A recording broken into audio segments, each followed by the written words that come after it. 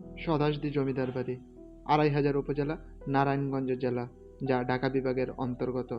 এই বাড়িটিতে প্রায় কয়েকটি দোতলা এবং তিনতলা ভবন আছে।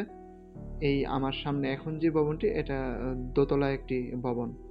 এটি এখন ঘুরে ঘুরে দেখব এবং আপনাদেরকে দেখাবো। বাড়িটির ধরন এখন বাসস্থানযোগ্য।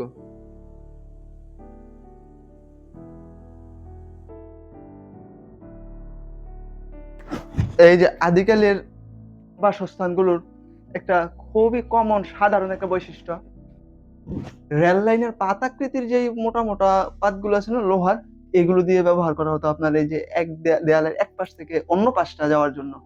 এই যে এই কারণে ভবনগুলো খুব শক্ত মজবুত হতো। আর তৎকালীন সময়ে যে কারুকাজটা দেখেন, এই যে সিমেন্টের প্রলেপ দেওয়া হয় না যে তা না বিভিন্ন জায়গায়, তবে এই যে এগুলো সম্ভবত আমাদের এখনকার সময় সিমেন্টের প্রলেপের মতো না। এই যে সিমেন্টের প্রলেপটাও কেমন কেমন লালচে লালচে একটু কণা কণা, সম্ভবত যে পাথর টাথর কিছু সিলেকশন জাতীয় বর্তমান সময় কেমন একটা হতে পারে, এই ধরনের কিছু একটা দিয়ে করা হয়। দেয়ালগুলো খুবই চড়া হতো, এই যে দেখেন প্রায় 1 হাতেরও অধিক দেয়ালগুলো, এতটা প্রশস্ত করে দেয়াল তৈরি করা হতো। জানালা, তৎকালীন সময় জানালাগুলো, এই যে দরজা, এই এর একটা সাধারণ বৈশিষ্ট্য। এবং তৎকালীন সময়ের এই জায়গাগুলো এখনকার সময়ে অনেকটা ভ্রমণের জন্য ব্যবহার করা হয়।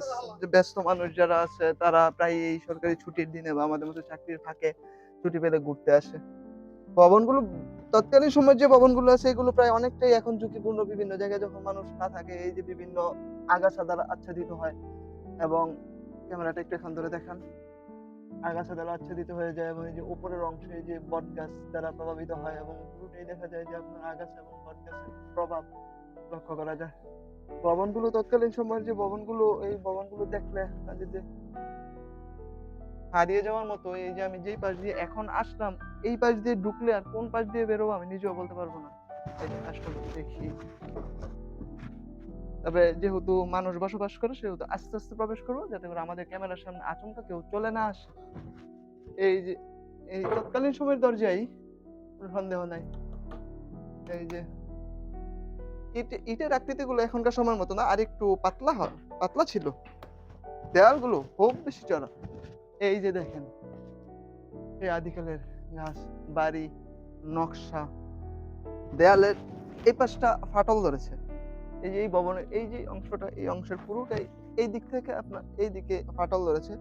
সম্ভবত এই বাড়ির এই অংশটুকু আমার কাছে যতদূর মনে হয়, এটা তো সম্ভবত জমিদারদের ব্যবহারের জন্য ছিল না, হয়তোবা তাদেরকে যারা সার্ভিস দিত বাসায়, তারা এই ভবনগুলোতে থাকতো। আমার কাছে যা মনে হয়, জানি না। এখনকার সময়ের এই যে এই পাশটা যদি দেখেন, এই যে দোতলার সিঁড়িটা এই দিকে, চলুন দোতলাতে গিয়ে দেখি। কন্টেন্ট গুলো আসলে তো বড় বাড়ি, তো কন্টেন্ট গুলো খুব বেশি লম্বা হয়ে যায়, বড় হয়ে যায়, এতে মানুষের বিরক্ত হওয়ার সম্ভাবনাই বেশি। এই যে ভবনটা, এই যে ভবনের এই পাশে সিঁড়ির এই জায়গাটা দেখছেন, এটা এই যত পুরাতন বাসভবনগুলোতে, এই পুরোনো যে জমিদার বাড়ি এগুলোতে আমি যাই, সব জায়গায় দেখি যে এই যে দেয়াল, এই সিঁড়ির পাশে বা দেয়াল জানালার অপোজিটে এই ধরনের একটা ইয়ে থাকে। সম্ভবত এটা তাদের ধর্মের মন্দিরের প্রতীক, কিংবা সম্ভবত মাটির প্রদীপ টদীপ রাখতো, শিউর না আমি ঠিক। এই যে ভবনের এই যে এই পাশগুলো, এই ছাদটা দেখেন, ছাদটা, এই যে তাদের অংশটা